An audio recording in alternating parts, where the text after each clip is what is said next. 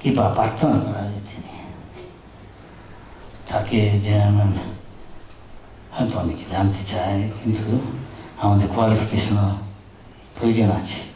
তা প্রথমে জানা দরকার কৃষ্ণকে কী জানা যায়, তাহলে আমরা রাধারানীকে জানতে হবে।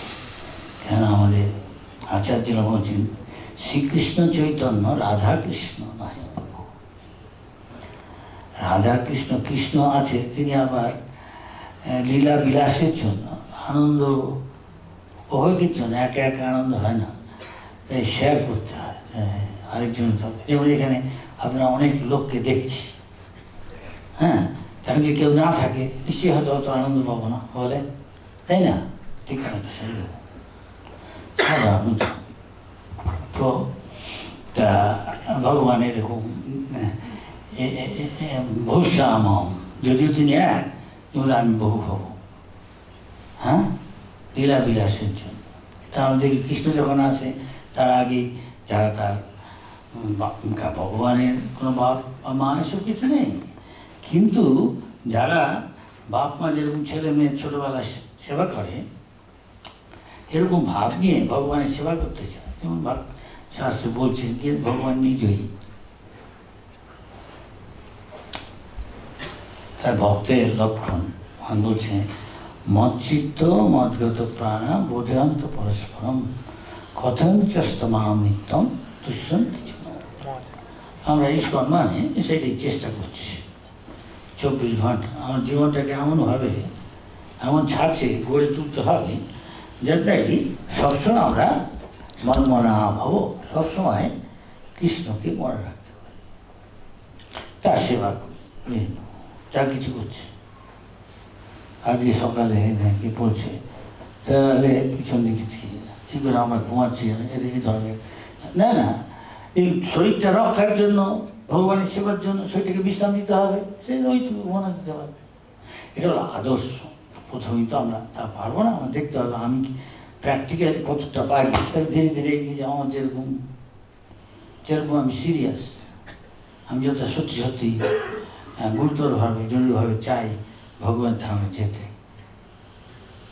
আগে যখন হরিভজন আমরা করতাম না, জানি কৃষ্ণ ভগবান, অত গম্ভীরভাবে সেটা নিতাম না, কিন্তু এখন যখন নিচ্ছি গম্ভীরভাবে, তাহলে দীক্ষা নিচ্ছি না, মহারাজ আমার দীক্ষা হয়ে গেছে, তুমি করো কি, কোনো উত্তর নেই।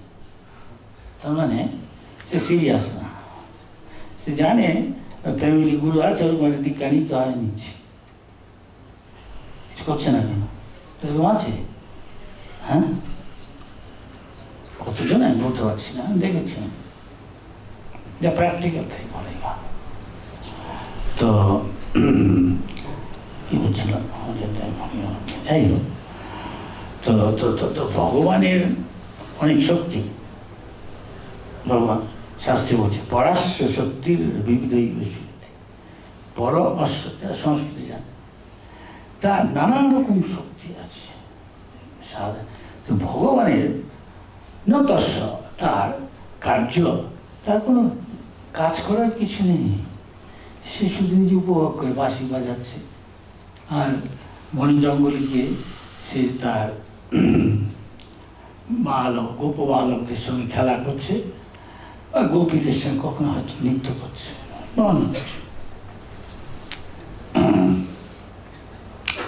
যা বলছিলাম, ভগবান আবির্ভাবে আগে বলে দেয় দেবতাদের, এই তোমরা আগে আগে জনকে নাও, তার একজন বাবা থাকা দরকার, মা থাকা দরকার, হ্যাঁ, আরও অনেক সময় অনুযায়ী ব্রহ্মাকে বলছে। তো এরকম আছে, এখন আমার বয়স হয়ে গেছে, কিছু মনে করি না, আমি একটু দেখতে হয় মাঝে মাঝে, ভুলে যাই, সেই দেখছি না, চলে যাচ্ছে এসব। তো বলছে পরাশ্য শক্তি বিভিন্নই বিষয়তে ন তস্য কার্যং করণং বিদ্যতে। কিশোর মায়ের বাঁশি শুনে সব মোহিত হয়েছে, আমরা জানি। শিব পার্বতী বসে আছেন, শিবের নীলকণ্ঠ শিল্প সেই সারা বিশ্বের যে গরল বা বিষ ধারণ করেছিলেন, বিশ্বকে রক্ষা করেছিলেন। হঠাৎ নীলটা চেঞ্জ হয়ে গেল, বুঝতে পারছেন এই শিবজি কিনা, বলছে অদ্ভুত সব কিছু বার্ষিক কাজ শুনে যা চলমান, সে যেমন ধরলাম গতি ওই যমুনা সে স্তব্ধ হয়ে যায়। পাখিরা খাচ্ছে আর কুজন করছে, বন্ধ করে দিচ্ছে। কৃষ্ণ সর্বাকর্ষক, সকলকে আকর্ষণ করে, মোহিত করে। কিন্তু এমন কেউ আছে কৃষ্ণকে মোহিত করে দেয় সেবার দ্বারা। সবাই সারা দুনিয়া কৃষ্ণকে খুঁজছে, তার দ্বারা আকৃষ্ট হচ্ছে। তো জীব গোস্বামী বলেছেন যে যে যে এই পয়েন্টটা আমাদের মনে রাখতে হবে, যে রাধারানীকে জানতে চাই। কেন একটা দেশে যারা বিশিষ্ট ব্যক্তি ধরলাম, একটু বড় ব্যবসায়ী ধরলাম, বা রাজনৈতিক নেতা থাকলে তার কিছু করতে হয়, যা ইচ্ছা করবে এসে যাবে। তার এত অ্যাসিস্ট্যান্ট, ম্যানেজার, সেক্রেটারি, তার আবার ডিপুটি, তারই এসব রয়েছে, জানতে পারলেই তার করবে, তাকে কিছু কথা। তো ভগবানের কী কথা, তার কিছু করতে হবে। সেই জন্য অনেক দেব দেবী এসব রয়েছে, তার কাছে করছে।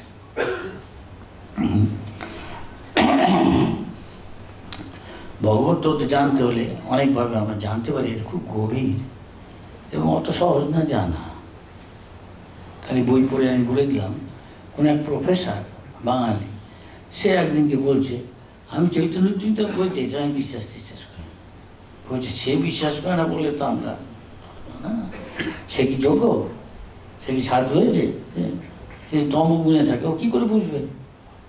রজগুণে থাকে, কী করে বুঝবে? কলিযুগ অধিকাংশই তাই পতিত, কলু শুদ্ধ সম্ভব সাধু, সবাই শুদ্ধ স্তরে আছে। প্রভুপাদ বলছেন, আমি এই মুভমেন্টটা করেছি সবাইকে ভদ্র করার জন্য, তাকে ব্রাহ্মণ করার জন্য, তাকে শতগুণ সম্পন্ন, শতগুণ হলে তাদের বুঝবে আমি এই দেওয়া। বই পড়লাম, আমি কৃষ্ণ অর্জুনকে শিক্ষা দিচ্ছি। সে প্রথমে দেখাচ্ছে সে তার দেহাত্ম বুদ্ধিতে আছে, তাই ইস্কনে কেউ প্রথমে এলে তাকে শিক্ষা দেয়, তুমি শরীর না। এই হচ্ছে পার্থক্য কৃষ্ণের সাথে, ইস্কনের সাথে এবং অন্য সংস্থার সাথে। নাম করছি না, ইস্কনের এত ভক্ত হচ্ছে অন্য জায়গায়, আমি কেউ বিরুদ্ধে বলছি না, সবাই জানে। প্রভুপাদ যা করেছে আর কেউ পারবে কিনা আমি জানি না, 10 বছরের মধ্যে দেখি দিয়ে। ব্রাহ্মণ মানে যে ব্রহ্মকে জানে, এটা একটা ভগবানকে জানা। হ্যাঁ, জ্ঞানী যোগী, জ্ঞানী সে জ্ঞানে বলে জল্পনা কল্পনা করে কোনো জ্ঞান, হ্যাঁ জ্ঞানী জানছে। বহু নাম জন্ম নাম অন্তে, বহু জন্ম, সত্যিকারের যে জ্ঞান সে ভগবানের শরণাগত। বহু নাম জন্মনাম অন্তে জ্ঞানবান মাম প্রপদ্যতে। সত্যিকারের জ্ঞান হয়েছে, সে জানে। কৃষ্ণ বলছে মমই বাংশ, আমি সব জীবেরা আমার অংশ। অংশের কাজ হলো যে পূর্ণ তার সেবা করা, সেটার প্রতি তার স্বার্থকতা, নাহলে সে বিচ্ছিন্ন যা অধিকাংশ লোক। সেই শতগুণ সম্পন্ন সেখানে প্রভুপাদ সিং বলছে, সকালবেলা উঠো, চান করো, মঙ্গল আরতিতে আসো। আমি বেসিকটা বলছি, হ্যাঁ মূল বলছি, এইগুলো যদি তোমরা পরিবর্তন করো তাহলে কী হবে আমি আর বলছি না। প্রভুপাদ অবশ্য বলে দিচ্ছে, বই পড়লে জানতে পারো। এবং দেখা গেছে যে হয়তো কোনো সংস্থার স্বার্থে অনেক সময় এগুলোকে শিথিল করে দেওয়া হয়, তাহলে হয়তো কেউ আসবেই না, পতিত করে দেবে। যেমন অন্য আছে কৃষ্ণাইতে, বাইবেলে আছে পুরনো যে দাউ শ্যাল নট কিল, তুমি কোনো জীবকে হত্যা করবে না, একটা প্রধান উপদেশ প্রথমে। তার বোধ করছে কেউ আমরা এই ধর্মে বলে, অথচ বিশাল কসাই খানা খুলেছে, দিনে এক কসাইকে নিয়ে হতো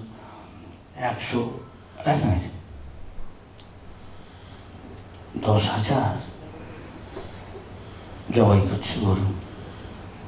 কি ধরনের খ্রিস্টান? প্রভুপাদ একজনকে বলেছেন, অবশ্য শুধু খ্রিস্টানের ক্ষেত্রেই না, অন্য ক্ষেত্রেও অবশ্য তাই, প্রথমে মূলে যা থাকে সেটা রাখতে পারে না, পতিত, তাহলে কোনো ক্লায়েন্ট থাকবে না, তাদের কেউ আসবে না, অনুগামী হবে না কেউ, সেই স্বার্থে শিথিল করে দেয়, তাদের সংখ্যা বাড়ে।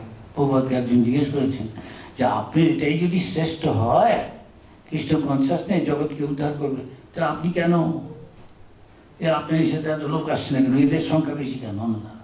প্রভুপাদ বলছে, সোনা অনেকেই কেনে, অধিকাংশই যাবে, কিন্তু হিরে কিনতে সবাই যাবে না, কেন অনেক দাম দিতে হবে।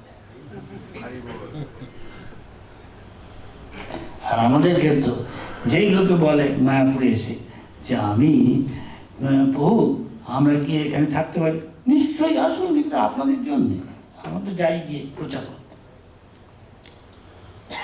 কি করতে হবে?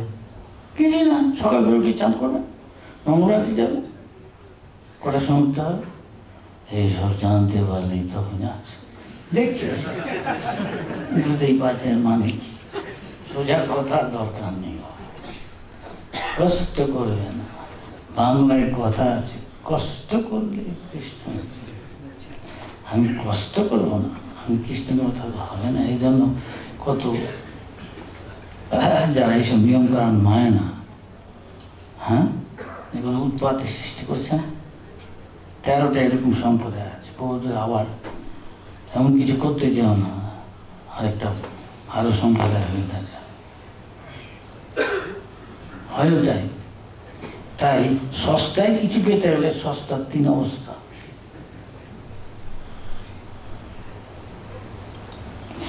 এখন বাংলার একজন বড় সাহিত্যিক, সবাই জানেন, বঙ্কিমচন্দ্র চ্যাটার্জি, সে একটা বই লিখে কৃষ্ণ সম্বন্ধে, বলছে কৃষ্ণ চরিত্র। সে বলছে, সে বইয়ের মধ্যে একটা জায়গায় প্রভুপাদ বলছেন যে কেন আমাদের জানতে হবে, স্কুলেও অঙ্ক আছে, হ্যাঁ, কিন্ডার গার্ডেন, কেউ যদি আরো ইয়ে করতে চায়, তাহলে প্রাইমারি ক্লাস 1, ক্লাস 2, ক্লাস 3, তার মধ্যে সব অনেক বাদ পড়ে যাচ্ছে, ফেল, তাই না? কেউ যদি মাস্টার ডিগ্রি দিতে ইউনিভার্সিটিতে, পরে কি তাই বোনা যায় হাতে বোধহয়, তাই না? ইউনিভার্সিটিতে তামিলনাড়ে কে ফার্স্ট ক্লাস ফার্স্ট, বললাম পিএইচডি হচ্ছে একটা, কখনো হয়তো আরেকটা, কখনো।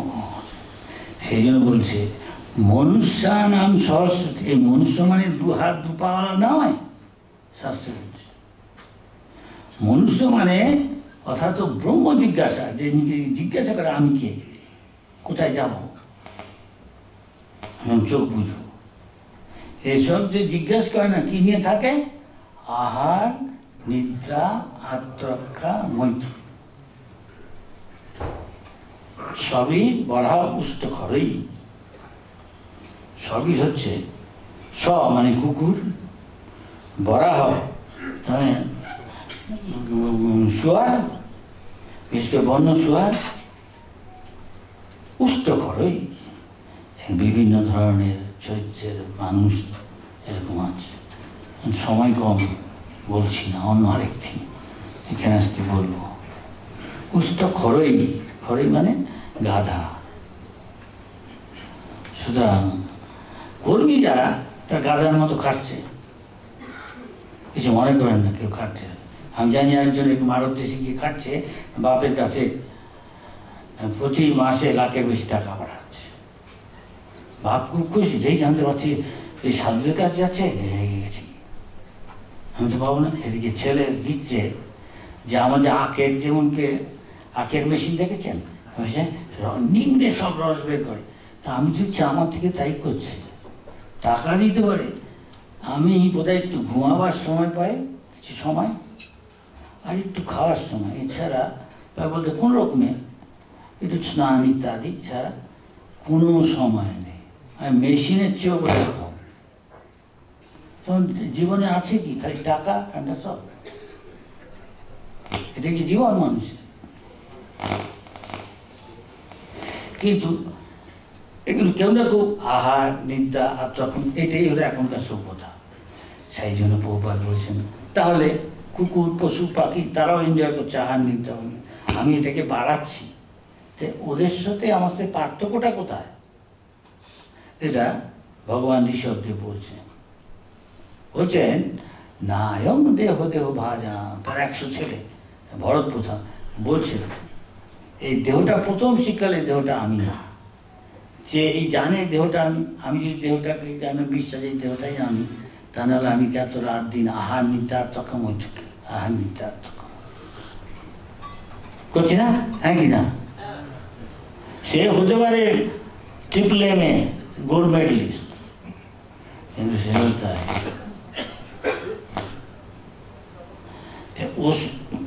আমি তমগুণী থেকে এই উচ্চতত্ত্ব জানতে পারবো?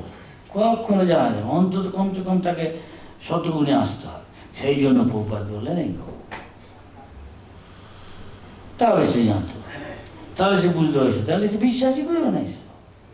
কিন্তু মরে গেলে কি হবে সে জিজ্ঞেস করছে না নিজেকে, না শিক্ষা দেওয়া হচ্ছে কলেজে ইউনিভার্সিটিতে, কোনো ইনস্টিটিউশন শেখানো। যদি কেউ থাকে ISKCON international society of Krishna consciousness, এবং খুবই জনপ্রিয়, সমস্ত নাস্তিকের দেশে সবচেয়ে বেশি আমাদের অনুগামী। সোভিয়েত ইউনিয়ন যুদ্ধ করছে, ইউক্রেন, আমি নিজে দেখেছি। ঠিক যুদ্ধটা লাগার আগে 2 বছর ওখানে গেছিলাম। কোন জায়গায় 10,000, কোন জায়গায় 6,000 একসঙ্গে ইয়াং ছেলে মেয়ে নাচছে গাইছে, কথা শুনছে।